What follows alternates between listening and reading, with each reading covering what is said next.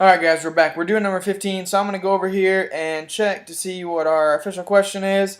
A regular triangle and a regular quadrilateral share a common side. Write the ratio of the area of the rectangle to the area of the triangle. Okay, this is more of a thinking problem. I'm going to see if I can draw a few areas over here while we're talking about it. So a regular quadrilateral, that's just going to be a square, right? Four sides, and it's going to share a side. Now I'm going to think about this one. I'm going to try to share this side over here. Let's see if I can do it. So down. Oh, doesn't want to cooperate with me. Let's see if I can change this thing around. Oh, don't do that. Excuse me. So let's see. I want to rotate it to its side. Oh my goodness, so close. Let me change it up a little bit. We can move this. So obviously your drawing isn't computer generated, right? So make sure we just give it a good effort here. Okay, I'm going to count that as good. So we have this. Now, what is the area formula for our triangle? Area equals 1/2 base times height. Awesome. And what is our formula for, this is the area, I'm going to put a little triangle down here so we can know it's area for triangle. And what's our area for a four-sided, oh, that's a terrible, four-sided, equals, what's going to be base times height. Okay, now I'm going to assume that each side of these is 1, just to get my numbers. So this is 1, this is 1, this is 1, this is 1, and I don't know these two sides. Or do I? Oh, I do, right, because it's an equilateral. So I can say this is 1, this is 1. Okay, all of our sides are labeled as 1. Awesome. So we need to find the ratio of, okay, if I know the area of this triangle is this, then I can multiply by a certain number to get there. Awesome stuff. Let's go there. So we can say that we can just start by finding the area of this. So we have the base already given to us, right? The base is right here. So I'm going to draw what kind of looks like an apothem, but it's really going to be a height right all the way up here.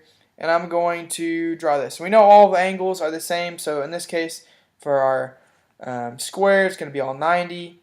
For our triangle, it's going to be 60, 60, 60. So 60, 60. And then since I drew my height already, I'm actually going to leave this one up here. And I'm going to think a little in advance in my triangle. Cut in half, it's going to be 30 degrees and 30 degrees.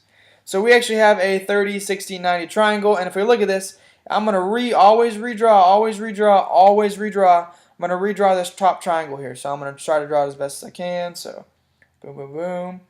Going up, looking solid. And there we go. Okay, so we know this is half the distance here, right? So half of 1 is going to be 1/2, right? And then we know this distance on the outside is 1. And then we know this is 30 degrees and this is 60 degrees. So I'm going to, we could do Pythagorean theorem. We could use a trig function. I'm going to use my 30, 60, 90 triangle again. I just really like using that. 30, 60, 90 triangle. So x root 3, and 2x. Across from my 30 degrees, we have 1/2. So x equals 1/2. And that makes sense because across from my 90, it equals 1. Because 1/2 times 2 gives me 1. Totally agree.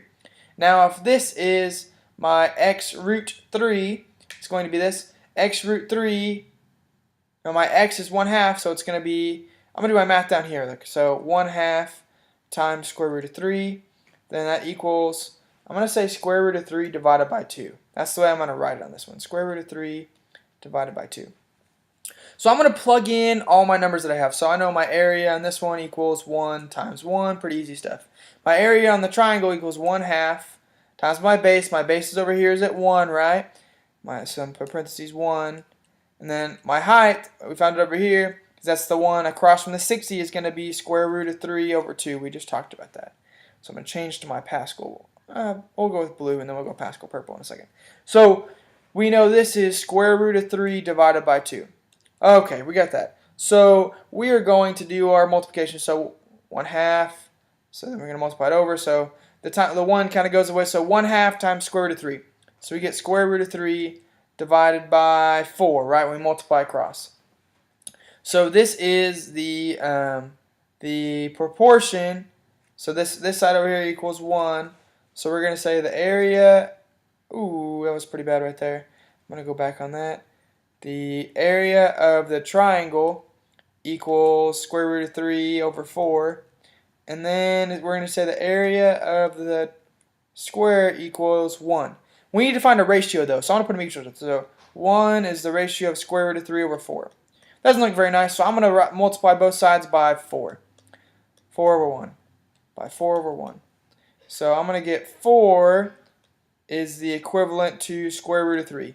So if I knew my area in this is my square side, right? You don't have to write this. I'm just writing it down so we can see it. This is my square side. This is my triangle side. So if I knew my area over here was 4, then I could divide it by 4 and times it by square root of 3 to get it over there. Actually, I don't think that's the way. But that's our ratio, right? 4 to square root of 3. So I really appreciate you guys listening. That was kind of a more thinking about it, but it kind of do with some Apothem stuff in there. So really appreciate you guys listening, and be ready for the next one so we can pause it and think about it and work together. Thank you.